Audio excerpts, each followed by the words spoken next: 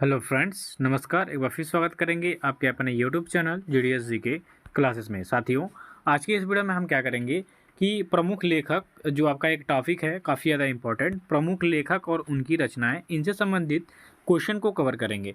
तो मैं काफ़ी ज़्यादा सिलेक्टेड और इम्पोर्टेंट क्वेश्चन लेके आया हूँ क्विज के माध्यम से आपके लिए। तो आप हमारे साथ जुड़ जाइए जीडीएस जी के क्लासेस पे और इस क्वेश्चन को सॉल्व कर लीजिए। आपके एग्जाम में 2 से 3 नंबर कन्फर्म हो जाएंगे उत्तर प्रदेश पुलिस एग्जाम के री एग्जाम में। ठीक है, तो चलिए साथ में जुड़ जाइए और साथ में मिलकर हल करते हैं इस टेस्ट सीरीज को। और वीडियो पसंद आए तो लाइक करिएगा, चैनल को सब्सक्राइब करिएगा। चलिए स्टार्ट करेंगे पहले क्वेश्चन से कि प्रेमचंद्र के अधूरे उपन्यास का नाम क्या है। तो प्रेमचंद्र के अधूरे उपन्यास की बात करेंगे तो इनके अधूरे उपन्यास का नाम है मंगलसूत्र। तो ऑप्शन नंबर यहाँ पे ए हो जाएगा कि प्रेमचंद्र जी के अधूरे उपन्यास का, मुंशी प्रेमचंद्र की यहाँ पे बात हो रही है, ध्यान दीजिएगा, मंगलसूत्र हो जाएगा साथियों। तो ऑप्शन नंबर हम यहाँ पे ए को सही कर देंगे। नेक्स्ट क्वेश्चन की तरफ चलेंगे कि रामधारी सिंह दिनकर को भारतीय ज्ञानपीठ पुरस्कार प्राप्त हुआ था। ठीक है, तो प्राप्त हुआ था तो इनकी कृति कौन सी थी ये आपको बताना है। तो इनकी जो उर्वशी है, उर्वशी, ठीक, उर्वशी जो थी ये इनकी पुस्तक, इसी पे इनको ज्ञानपीठ पुरस्कार मिला था। तो ज्ञानपीठ पुरस्कार की बात करेंगे तो ये समझिए कि ज्ञानपीठ पुरस्कार साहित्य का क्षेत्र में दिया जाने वाला बड़ा पुरस्कार है। ठीक है, तो ये साहित्य के क्षेत्र में दिया जाता है। तो रामधारी सिंह दिनकर को भारतीय ज्ञानपीठ पुरस्कार प्राप्त हुआ था उर्वशी पे। तो ऑप्शन नंबर यहाँ पे हम बी को सही करेंगे। नेक्स्ट क्वेश्चन करेंगे साथियों कि भारत भारती जो कि एक काव्य है, इसके रचनाकार कौन है। तो भारत भारतीय काव्य के रचनाकार यहाँ पे पूछ रहा है आपसे। तो भारत भारतीय काव्य के रचनाकार की अगर जो हम यहाँ पे चर्चा करते हैं तो इसके रचनाकार हो जाएंगे आपके मैथिली शरण गुप्त। ठीक है, मैथिली शरण गुप्त काफ़ी ज़्यादा इंपॉर्टेंट हैं क्योंकि ये काफ़ी चर्चित हैं, इनकी पुस्तकें भी काफ़ी चर्चित हैं, तो इनको ध्यान दीजिएगा। भारत भारती, ठीक, ये भारत भारती पुस्तक काफ़ी ज़्यादा चर्चित है, तो याद रखिएगा। नेक्स्ट है आपका यशोधरा आपकी किसकी रचना है। ये काफ़ी ज़्यादा इंपॉर्टेंट हो जाएगा। और यशोधरा की बात करेंगे तो ये आपके मैथिली शरण गुप्त की भी यही है। तो ऑप्शन नंबर यहाँ पे आपका डी हो जाएगा कि यशोधरा आपके मैथिली शरण गुप्त की ही रचना है। ऑप्शन नंबर यहाँ पे आप डी को सही करेंगे। चलिए साथियों, नेक्स्ट क्वेश्चन की तरफ चलेंगे कि तुलसीदास किसकी रचना है। तो तुलसीदास, कई लोग मार देंगे तुलसीदास को ही, लेकिन तुलसीदास जो पुस्तक लिखी गई है ये तुलसीदास के द्वारा नहीं लिखी गई है। ठीक है, ये किसके द्वारा लिखी गई है, तो ये आपको लिखी गई है सूर्यकांत त्रिपाठी निराला जी के द्वारा। ऑप्शन नंबर यहाँ पे आपका सी हो जाएगा कि तुलसीदास की रचना है सूर्यकांत त्रिपाठी का। निराला भी कहीं कहीं आपको ऑप्शन में देखने को मिलेगा, तो ध्यान देंगे। रसिक प्रिया के रचयिता कौन है। रसिक प्रिया यहाँ पे पूछा जा रहा है आपसे, ये भी काफ़ी ज़्यादा इंपॉर्टेंट हो जाएगा। देखिए सभी क्वेश्चन सिलेक्टेड और इंपॉर्टेंट है, तो एक भी क्वेश्चन को मिस मत करिएगा साथियों, क्योंकि आपका जो 23, 24, 25, 30, 31 को एग्जाम है उत्तर प्रदेश पुलिस कांस्टेबल का, इसके लिए ये काफ़ी ज़्यादा इंपॉर्टेंट क्वेश्चन है। तो प्लीज़ एक भी क्वेश्चन को स्किप मत करिएगा, नहीं तो भाई जानते ही हैं कि जो छोड़ते हैं वही पूछता है। तो इसका हो जाएगा राइट आंसर केशव दास। ऑप्शन नंबर बी को हम यहाँ पे सही करेंगे कि रसिक प्रिया के रचयिता हैं केशव दास जी। चलिए साथियों, नेक्स्ट क्वेश्चन में कहा जा रहा है कि रामचरितमानस की भाषा क्या है। तो रामचरितमानस जो कि गोस्वामी तुलसीदास के द्वारा रचित है, इसकी भाषा देखेंगे तो हो जाएगी अवधी। ऑप्शन नंबर ए करेंगे। ठीक है, कि रामचरितमानस जो है इसकी भाषा आपकी हो जाएगी अवधी। तो ऑप्शन नंबर ए को हम क्या करेंगे, सही करेंगे। ठीक है, चलिए नेक्स्ट है विद्यापति की पदावली की भाषा क्या है। तो विद्यापति के द्वारा ये पुस्तक लिखी गई है पदावली, और पदावली की भाषा क्या है आपको बताना है। तो पदावली की भाषा यहाँ पे हो जाएगी आपकी मैथिली। ठीक है, मैथिली भाषा जो कि बिहार में खासकर बोली जाती है, इसके ये काफ़ी बड़े ज्ञाता माने जाते थे विद्यापति जी। ठीक है, तो मैथिली हो जाएगा यहाँ पे। विद्यापति की जो पदावली पुस्तक है इसकी भाषा है आपकी मैथिली। ठीक है, चलिए नेक्स्ट है चिदम्बरा किसकी रचना है। अब चिदम्बरा यहाँ पे पूछ रहा है, ये काफ़ी ज़्यादा चर्चित इसलिए हो जाएगी। देखिए सभी क्वेश्चन आप देख रहे होंगे, सभी काफ़ी ज़्यादा सिलेक्टेड और इम्पोर्टेंट लेके आए हैं हम लोग। तो चिदम्बरा की हो जाएगी आपकी सुमित्रा नंदन पंत जी। ऑप्शन नंबर यहाँ पे आपका बी हो जाएगा सुमित्रा नंदन पंत। कि चिदम्बरा आपकी किसकी रचना है साथियों, सुमित्रा नंदन पंत की। ठीक है, नेक्स्ट करिए तितली और कंकाल किसकी रचना है। ये भी इंपॉर्टेंट हो जाएगा आपके एग्जाम की दृष्टि से। तो तितली और कंकाल, ठीक है, तितली और कंकाल की अगर जो हम यहाँ पे बात करते हैं तो ये आपके जयशंकर प्रसाद की रचना हो जाएगी। तो ऑप्शन नंबर साथियों यहाँ पे ये करिएगा कि तितली और कंगाल हो जाएगा जयशंकर प्रसाद की प्रमुख रचनाओं में से एक है ये। चलिए नेक्स्ट है साथियों कमायनी किसकी रचना है। अब कमायनी की यहाँ पे बात हो रही है, कमायनी, कमायनी ये काफ़ी ज़्यादा पूछा गया आपके एग्जाम में। तो कमायनी की बात करेंगे तो ये हो जाएगी आपकी जयशंकर प्रसाद की। ऑप्शन नंबर यहाँ पे आप सी करिएगा। चलिए नेक्स्ट हो जाएगा नूतन ब्रह्मचारी कृति के लेखक कौन है? तो नूतन ब्रह्मचारी कृति, अब नूतन ब्रह्मचारी की बात करेंगे तो ये आपके बालकृष्ण भट्ट जी हो जाएंगे। इसके ऑप्शन नंबर यहाँ पे आप डी करेंगे कि नूतन ब्रह्मचारी जो कृति है इसके लेखक हैं बालकृष्ण भट्ट जी। ठीक है, चलिए नेक्स्ट बढ़ेंगे आगे कि मृगनयन उपन्यास के रचनाकार कौन है। ये भी इंपॉर्टेंट और सिलेक्टेड क्वेश्चन है आपके एग्जाम की दृष्टि से। तो मृगनयन उपन्यास के रचनाकार कौन है आपको बताना है। तो इसके जो मृगनयन उपन्यास के रचनाकार हो जाएंगे वृंदावन लाल वर्मा जी। ठीक है, मृगनयन, मृग मने हिरन जंगल में पाए जाते हैं, तो वृंदावन वन इनमें आ ही रहा है, तो मृगनयन वृंदावन लाल वर्मा, याद रखिएगा। नेक्स्ट हो जाएगा मानस का हंस उपन्यास के लेखक कौन है। तो साथियों मानस का हंस इस उपन्यास के लेखक हो जाएंगे आपके अमृतलाल नागर जी। तो ऑप्शन नंबर यहाँ पे आप सी को सही करेंगे। नेक्स्ट क्या है आपका आवारा मसीहा के लेखक कौन हो जाएंगे। तो आवारा मसीहा के लेखक देखेंगे तो विष्णु प्रभाकर जी हो जाएंगे। सी करेंगे इस क्वेश्चन का सही उत्तर। आवारा मसीहा के लेखक कौन है साथियों, तो विष्णु प्रभाकर जी हैं। नेक्स्ट है बाणभट्ट की आत्मकथा किसकी कृति है। तो बाणभट्ट की आत्मकथा इसकी जो कृति हम देखेंगे तो बाणभट्ट की आत्मकथा की कृति हो जाएगी हजारी प्रसाद द्विवेदी जी को। तो ऑप्शन नंबर यहाँ पे आप बी करेंगे। छायावादी युग के है ना, द्विवेदी युग के। अशोक के फूल के लेखक कौन है, चलिए इसका आंसर दीजिए। अशोक के फूल, अशोक के फूल के भी हो जाएंगे आपके हजारी प्रसाद द्विवेदी जी ही।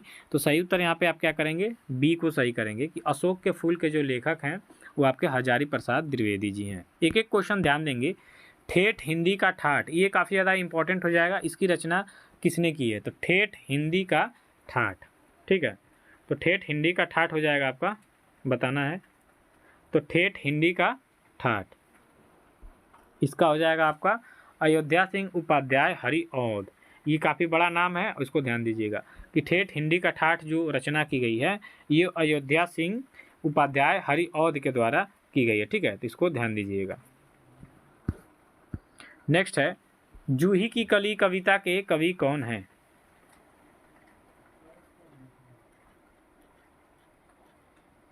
जूही की कली कविता के कवि कौन हैं आपको बताना है। तो जूही की कली कविता के जो कवि हो जाएंगे ये हो जाएंगे आपके सूर्यकांत त्रिपाठी निराला जी। तो सही उत्तर यहाँ पे आप विकल्प ए को सही करेंगे। ठीक है, चलिए नेक्स्ट क्वेश्चन क्या कह रहा है आपसे, मधुशाला किसकी रचना है। ये काफ़ी ज़्यादा मोस्ट इंपॉर्टेंट हो जाएगा। तो मधुशाला की अगर जो हम साथियों बात करते हैं तो ये आपके हरिवंश राय बच्चन की एक प्रमुख रचना हो जाएगी। तो ऑप्शन नंबर यहाँ पे आप डी को क्या करेंगे, सही करेंगे। ठीक है, हरिवंश राय बच्चन। चलिए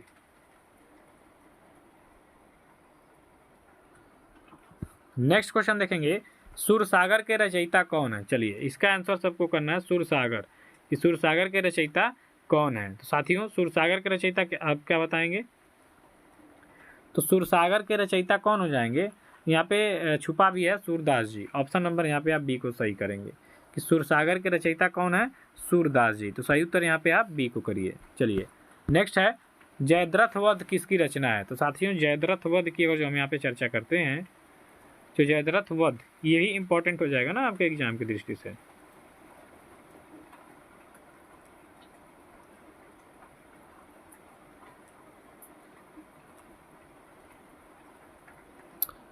तो जयद्रथ वध आपको बताना है, ये हो जाएगा आपके मैथिली शरण गुप्त का।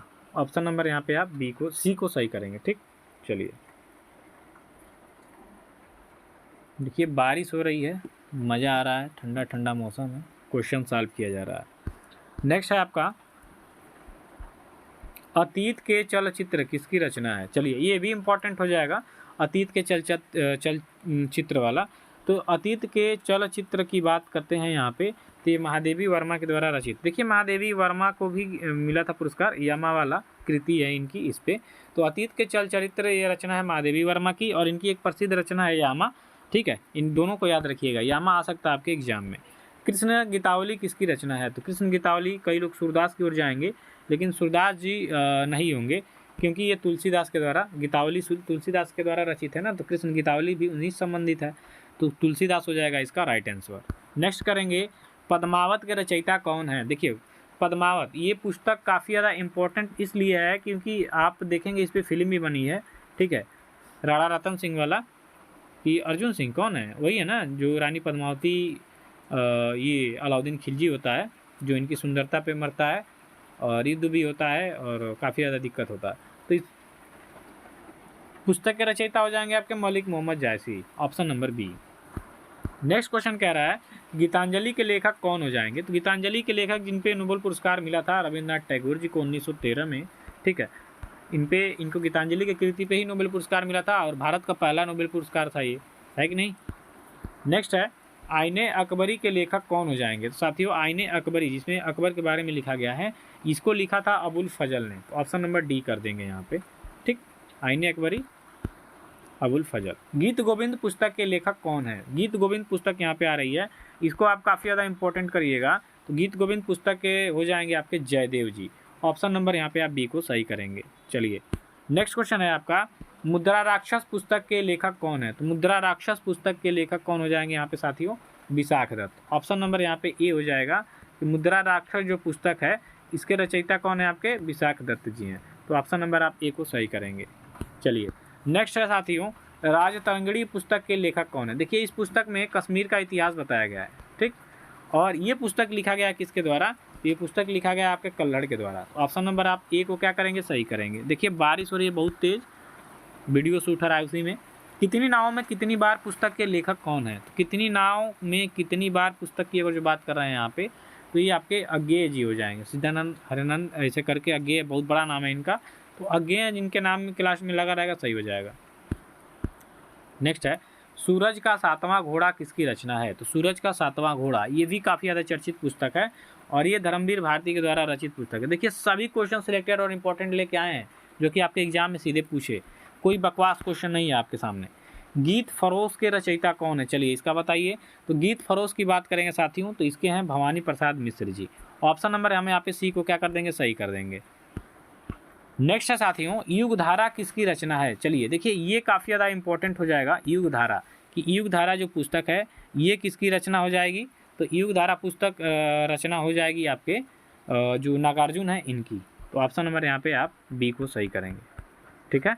चलिए देखिए हरिवंश राय बच्चन भी इम्पोर्टेंट है, मुंशी प्रेमचंद गबन गोदान ना नमक का दरोगा, जो मुंशी प्रेमचंद्र जी हैं इनमें इनका एक है नमक का दरोगा, ठीक है, और गोदान गबन,